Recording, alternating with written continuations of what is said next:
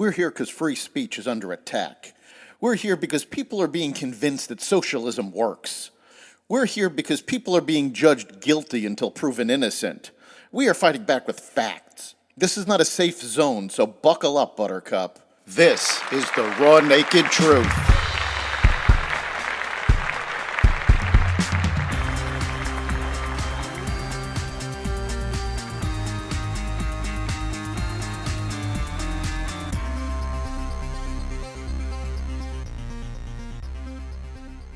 Ukraine strikes Russia. Cory Bush throws a tantrum. The economy stays on a roller coaster ride, and more. Welcome to the Raw Naked Truth. I'm your host, Eric Lopkin, and here's the news you need to know.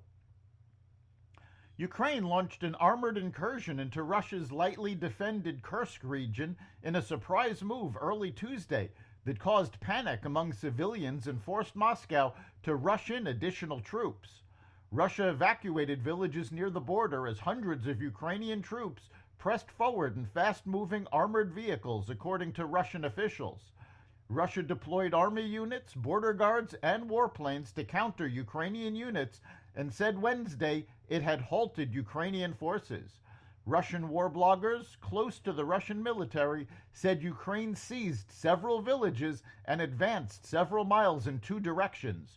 Ukrainian officials didn't comment, but analysts said the move looked like a more serious incursion than previous cross-border raids in other areas, which were carried out by lightly armed commandos who withdrew after a few days. Hunter Biden is in the hot seat again. Prosecutors in Special Counsel David Weiss's office are accusing Hunter Biden of accepting payments from a Romanian businessman who is attempting to influence U.S. government agencies while his father, Joe Biden, was vice president. If true, the allegations would mark the closest prosecutors have come to tying President Joe Biden to his son's overseas business endeavors, a matter congressional Republicans have spent years scrutinizing. The special counsel's claim in a court filing Wednesday in the younger Biden's federal tax case stems from Hunter Biden's work on behalf of Gabriel Popoviciu, a wealthy Romanian who prosecutors say hired the president's son for legal work in late 2015. Following in the footsteps of fellow squad member Jamal Bowman, Representative Cory Bush of Missouri used her concession speech this week to throw a temper tantrum and threaten those who worked against her to be afraid.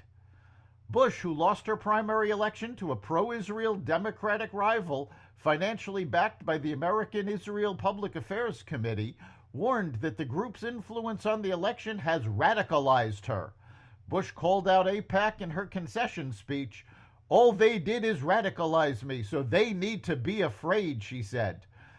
Bush, a controversial lawmaker who already was known as one of the most radical lawmakers in Washington, lost her primary when Democratic voters nominated St. Louis County Prosecutor Wesley Bell for the seat that represents St. Louis City and part of St. Louis County. The economy is staying on its roller coaster ride as economists debate whether or not we are heading into a recession. Stocks weren't ready to call it a comeback yet.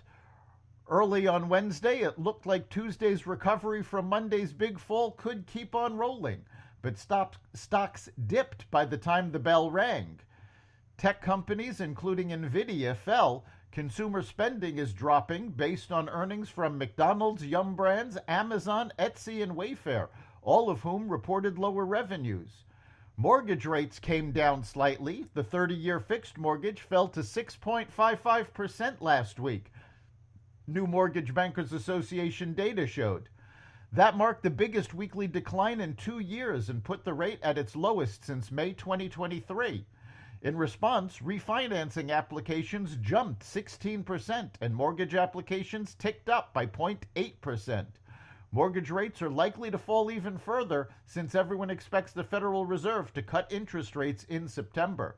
But the housing market might stay tight because many people who own homes are sitting on much lower rates and might not want to sell. That's the Raw Naked Truth.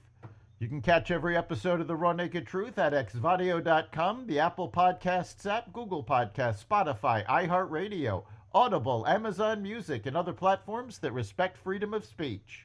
We'll see you next time.